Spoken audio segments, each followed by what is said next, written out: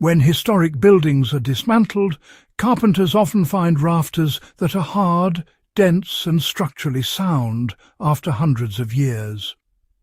Meanwhile, modern roofs frequently suffer rot within decades, even when built with treated lumber and advanced membranes. This is not coincidence or nostalgia.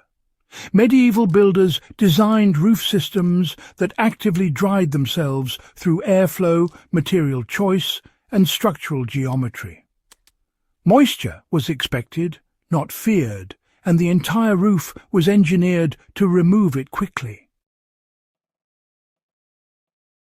Understanding how this worked explains why medieval rafters outperformed modern systems despite lacking chemicals, fans, or synthetic barriers.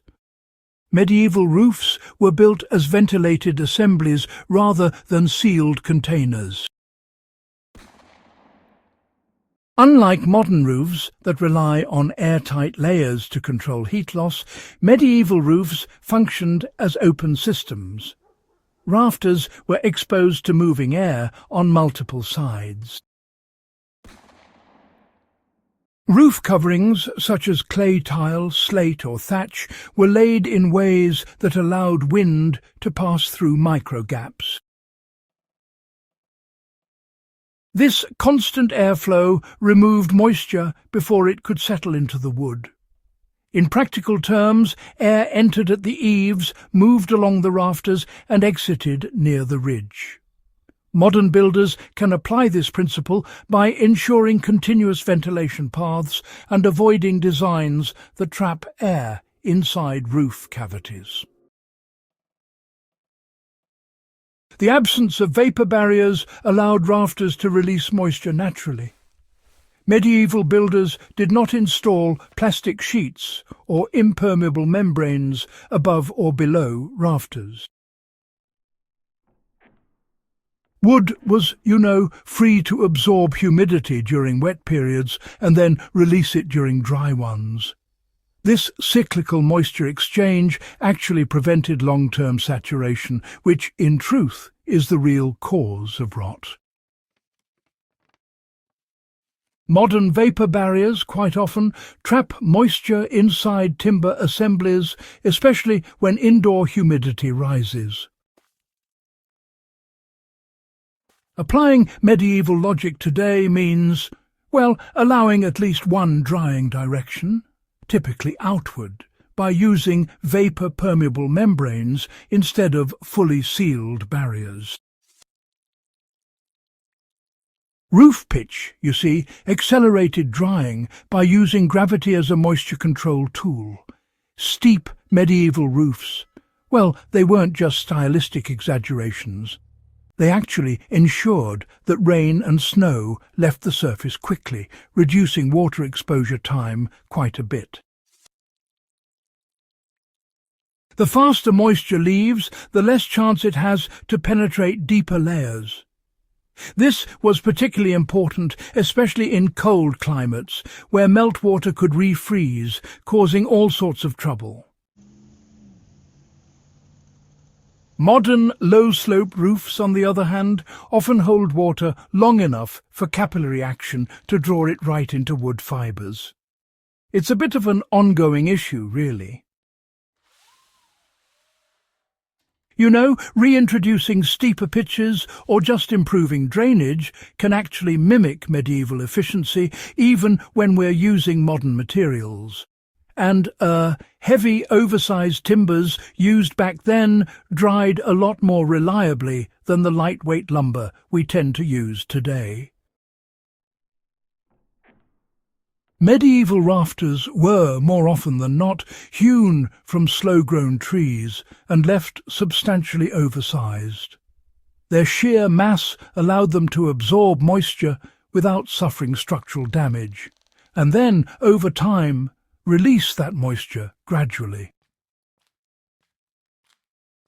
These days, modern engineered lumber is, thinner, faster grown, and far more chemically altered, which makes it a lot less forgiving when it comes to moisture stress. Builders today can compensate by increasing rafter depth, avoiding unnecessary cuts, and selecting lumber with lower moisture content and fewer chemical treatments that restrict drying. Roof coverings acted as weather shields rather than moisture traps. Clay, tiles, slate and thatch did not form watertight seals. Instead, they shed bulk water while allowing airflow beneath. This meant that even when rain penetrated the outer layer, it dried quickly. Modern roofing often aims for absolute water exclusion, creating systems where a single failure leads to trapped moisture. So, applying medieval strategy means, well, creating secondary drainage layers and ventilated cavities beneath roofing materials so that incidental moisture can escape. You know, smoke and heat from hearths actually contributed to drying in medieval buildings. In many medieval structures, warm air from hearth fires would rise naturally through the building, passing into roof spaces and, aiding evaporation. While, modern homes do not rely on open hearths, the principle remains relevant. Controlled heat, combined with ventilation, really accelerates drying. Modern builders can apply this by making sure that roof cavities are not thermally isolated from gentle indoor heat, while still preventing condensation through, proper airflow management. Maintenance access was actually built into medieval roof design. Medieval roofs, you see, were expected to be inspected and repaired regularly. Loose tiles were reset, thatch was patched, and damaged timbers were replaced early. Because moisture damage was visible, it was addressed before becoming structural failure. Modern roofs often hide rafters behind drywall and insulation, allowing rot to progress unnoticed. Designing access points and inspection paths restores the medieval advantage of early intervention.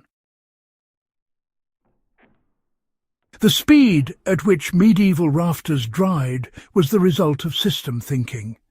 No single feature made medieval roofs superior. It was really the interaction of airflow, material permeability, gravity, heat, and, maintenance culture. Modern systems often optimize one factor, such as insulation, at the expense of drying.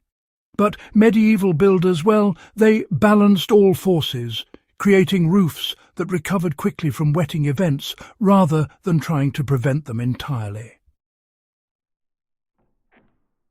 Medieval roof design remains, honestly, one of history's most effective moisture management systems. These roofs endured centuries of storms, wars and climate shifts, not through technology, but through understanding natural forces. For anyone concerned with longevity, resilience or survival architecture, the lesson is clear. Wood survives when it is allowed to dry. And medieval roofs were designed to do exactly that. If you value historical knowledge that still outperforms modern solutions, subscribe to Echoes of Valor. Share this with fellow history enthusiasts and builders, and help preserve the lessons that once kept entire civilizations standing.